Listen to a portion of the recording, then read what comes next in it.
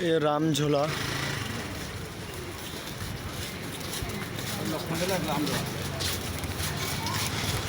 यह है राम झूला। दुर्मन को गोविंद आश्रम से दिखा रही हूँ।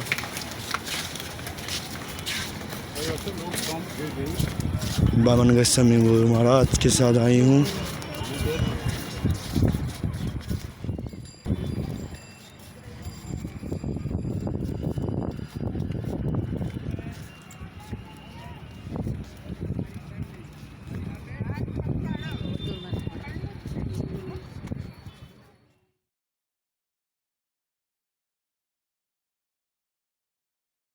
ভগবানের প্রিয় পার্শ্বদ তিনি रुद्राक्ष गाछ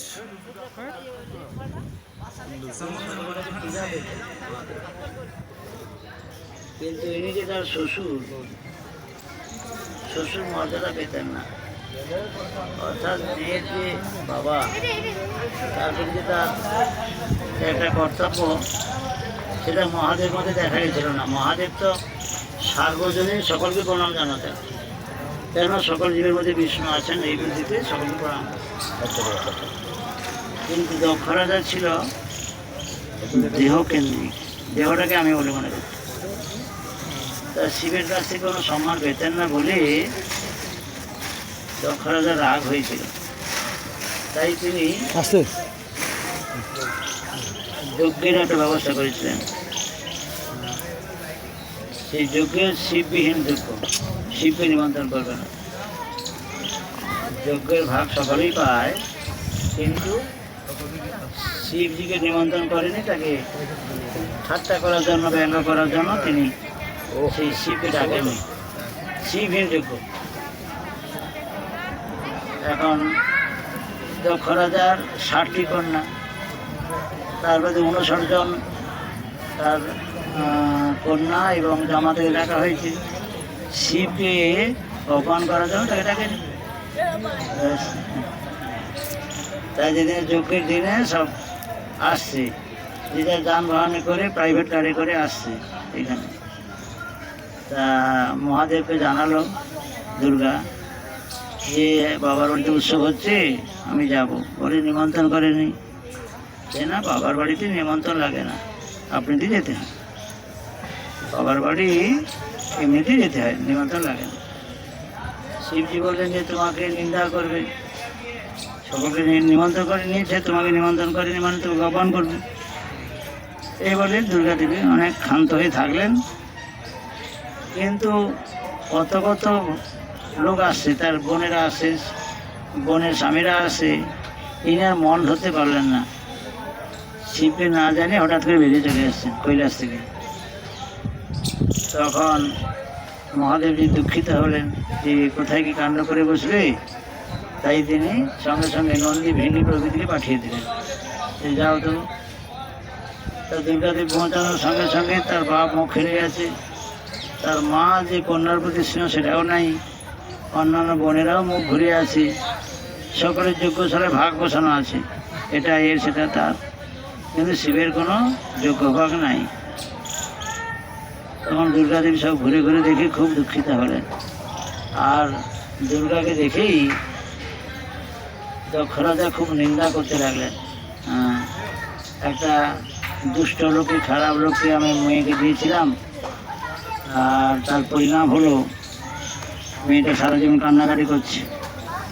এগুলো অনেক নিন্দামন্দার কথা বলতে লাগলো। তখন দুর্গা স্বামী নিন্দা সহ্য করতে পারলেন না। যে পিতা একজন গুরু, তার স্বামীও গুরু, তার স্বামী নিন্দা স্ত্রীলোকরা সহ্য করলে পাপ হয়। আর এদিকে পিতার নিন্দা করা যাচ্ছে না, পিতাও গুরু। তো উভয় সংকটে পড়ে সেই দুর্গা দেবী বা সতী তিনি ইচ্ছা মৃত্যু করলেন। পতির চরণ স্মরণ করে ইচ্ছা মৃত্যু করেছিলেন। তা নন্দী ভিঙ্গিরা এখানে এসে কোনো সামলাতে পারলেন না। তিনি সংবাদ দিলেন কৈলাসে মহাদেবের কাছে। মহাদেব সঙ্গে সঙ্গে এসে, দক্ষ রাজার যজ্ঞস্থল ছিল, কত মুনি ঋষিরা এসছে। শিব এই দৃশ্য দেখে, কি দৃশ্য, সতীর দেহ তার দেখতে পেয়ে ক্রোধে দীপ্ত হয়ে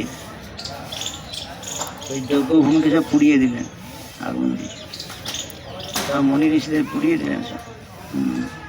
আর সতীর দেহ নিয়ে মাথায় নিয়ে কোলে নিয়ে নাচতে নাচতে উন্মত্তের মতো হয়ে গেলেন, পাগলের মতো। দিক বিদিক ছুটতে লাগলেন। এই যে দেখানো হচ্ছে সেই চিত্রটা,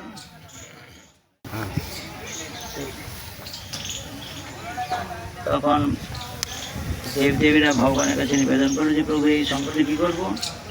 তখন বিষ্ণু স্বয়ংকে সে সুদর্শন চক্রের দ্বারা সতীর দেহকে ছিন্ন বিচ্ছিন্ন করতে লাগলেন, কাটতে লাগলেন। তারপর পূর্ব মেদিনীপুরের তমলুকে গর্গভীম মন্দির আছে, ওখানে দুর্গা দেবীর বড় দেশ পড়েছিল কণ্ঠা লড়ি। আবার নলহাটিতে পড়েছিল, নলহাটি এই যে শিরাটা, যেটা কণ্ঠার শিরাটা, নলহাটি তাই নাম হয়েছে। ওটা হলো বীরভূম জেলা।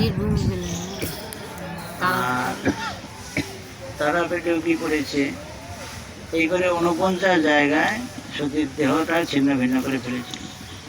তখন সতীর দেহ যখন পাওয়া গেল না, তখন মহাদেব শান্ত হলেন এবং সব দেবীদেবরা তার স্তব করলো। আর প্রথমে তো তার শ্বশুরের দেহ মাথা কেটে দিয়েছে। যজ্ঞটা পণ্ড হয়ে গেছে, আর যজ্ঞ পূর্ণ হাতে হয়নি। সকল দেবদেবরা প্রার্থনা করলো যে প্রভু এ কী করা যাবে।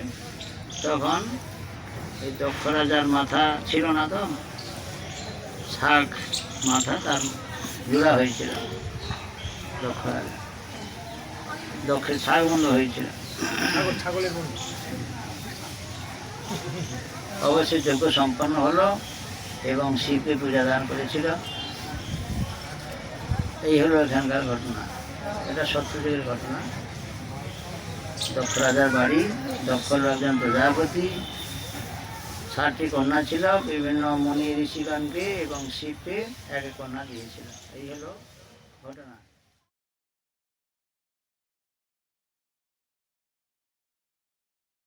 গঙ্গাটা দূরে সরে গেছে, কিন্তু এইখানেই গঙ্গা ছিল, গঙ্গার পাশে বসছিলেন এই বট গাছের নিচে।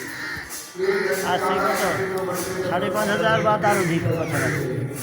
তাহলে গাছের বয়স কত হলো? 5,500 প্লাস তার আগে বাচ্চা গাছের নিচে বসেনি না, গাছটা কত করে? তার বসার 5,500 বছর কত হয়ে গেছে, তা বৃক্ষের কোনো পরিবর্তন হয়নি। হ্যাঁ, এই যে বৃক্ষটা দেখবেন, এটা ঝুড়ি থেকে গাছ জমেছে, গাছ হয়ে গেছে, গাছ হয়ে গেছে। তাহলে কমপক্ষে তো 10-15 হাজার বছর হয়ে গেল, এখনো যৌবন প্রাপ্ত আছে, কোনো শুকনা নাই। তাতে এখন বধিরিক্ষ হয়ে গেছে।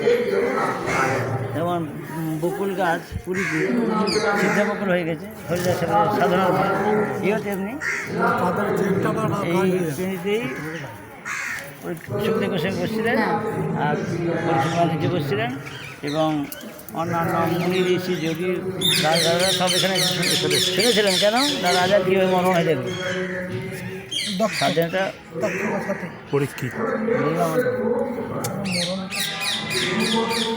রাজার স্বাধীন মৃত্যু হবে, তো কীভাবে মৃত্যু হয় দেখার জন্য সব জগতের লোকরা এসে গেছিলেন।